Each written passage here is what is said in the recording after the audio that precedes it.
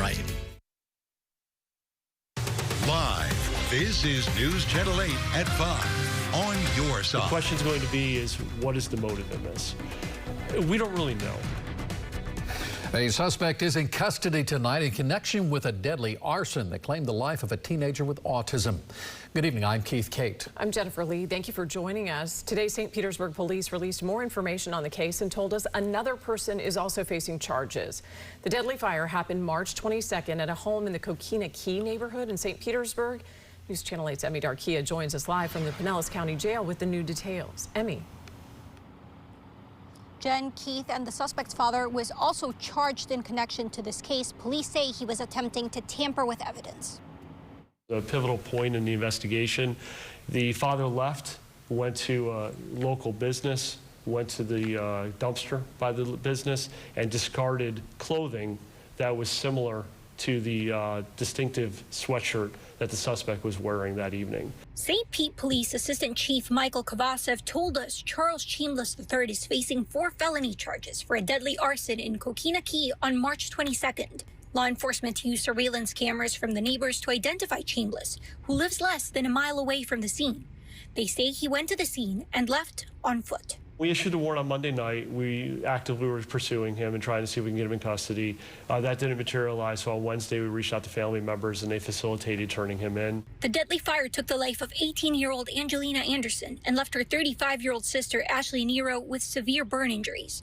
Police mentioned the fire started in the carport area and spread to the residence, which had 4 people inside.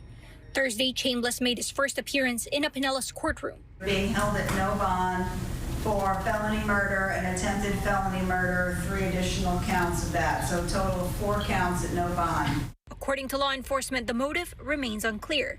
The question's going to be is, what is the motive in this? We don't really know.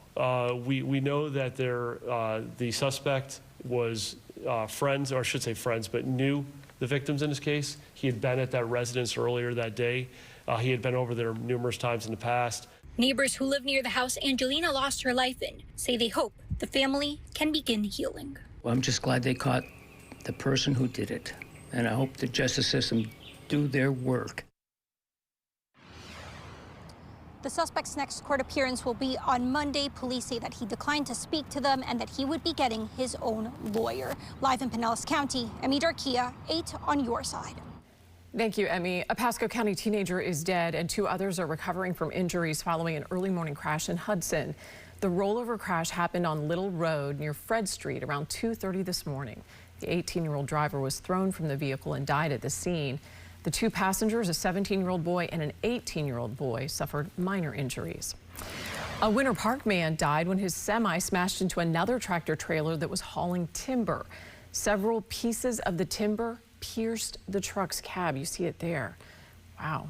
The crash happened just before 11 in the morning yesterday, on U.S. Highway 98 North and State Road 471 in northern Polk County. The investigation is ongoing. However, no charges are anticipated. Well, Pam Bondi is out as Attorney General. The Temple Terrace native was reportedly fired last night before the president's address to the nation. The president posted today that Attorney General Pam Bondi will be moving to a new job in the private sector. He called her a patriot and praised her work at the DOJ, saying Pam did a tremendous job overseeing a massive crackdown in crime across our country. He also announced Deputy Attorney General Todd Blanche will step in as acting AG. Bondi has faced backlash from across the aisle over her handling of files related to the investigation of convicted sex offender Jeffrey Epstein. I'm not sure the president was pleased about how it dominated. Pam Bondi was just fired because of her cover-up of the Epstein files. California Democratic Congressman Ro Khanna posted, "Whoever replaces Bondi should release all of the Epstein files and prosecute the rich and powerful men who abused young girls." The Republican-led Oversight Committee subpoenaed Bondi for an interview about the Epstein files. California Democratic Congressman Robert Garcia says that will still go on, writing, quote, "We look forward to hearing from her under oath." Even some Republicans are pleased with the firing. South Carolina Republican Congresswoman Nancy Mace posted Bondi, quote, "handled the Epstein files in a terrible manner." Bondi once said Epstein's client list was on her desk.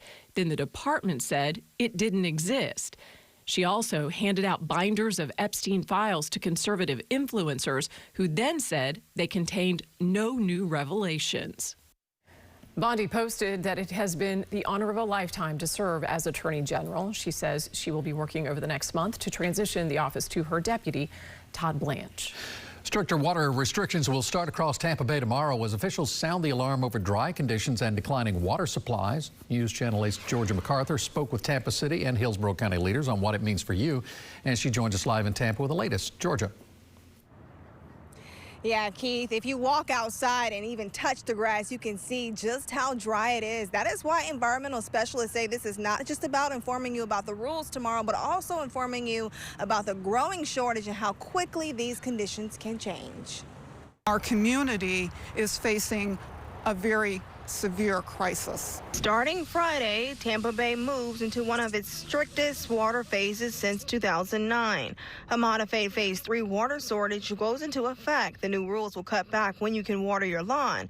For most people, that means just 1 day a week and only during overnight hours. We're at the second most severe starting tomorrow, and what that really translates to for most residents is going to be addressing your irrigation. While residents are grateful for a quiet hurricane season, experts say that lack of storms also means less rain. We are in a 13-inch rainfall deficit. We didn't get nearly as much rain as we did with Hurricanes Helene and Milton.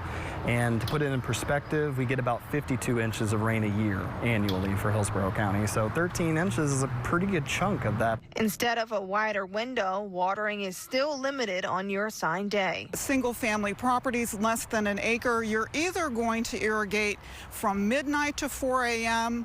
or from 8 p.m. to midnight.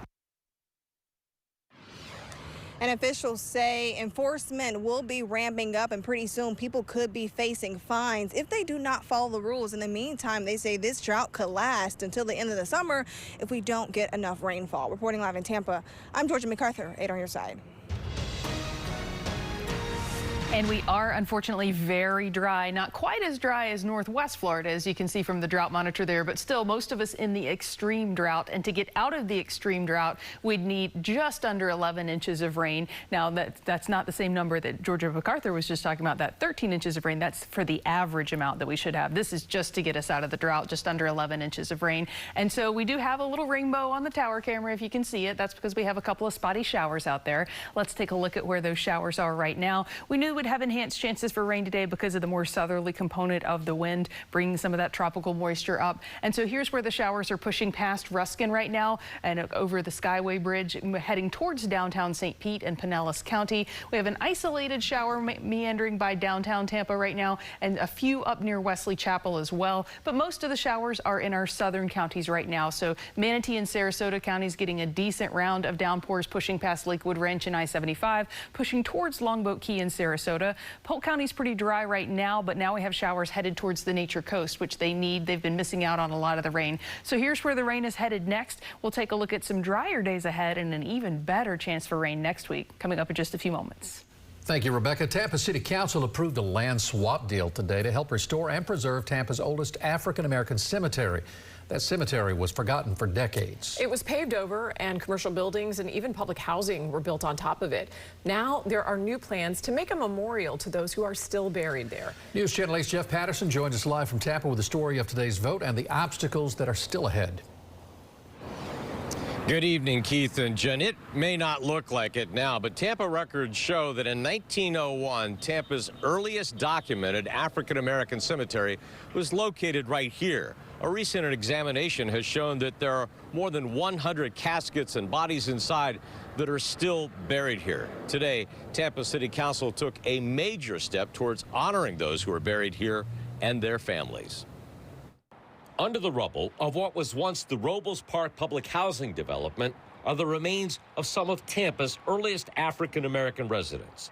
The land was taken from its original owners, and buildings and pavement were placed above the grave sites to erase them. This piece of history was a sacred burial ground of profound significance, not only in the Black and African American community, but for the entire city as well. Today, Tampa City Council approved a land swap, giving Tampa businessman Richard Gonsmart a piece of property in exchange for the land he owns that was once part of the Zion Cemetery.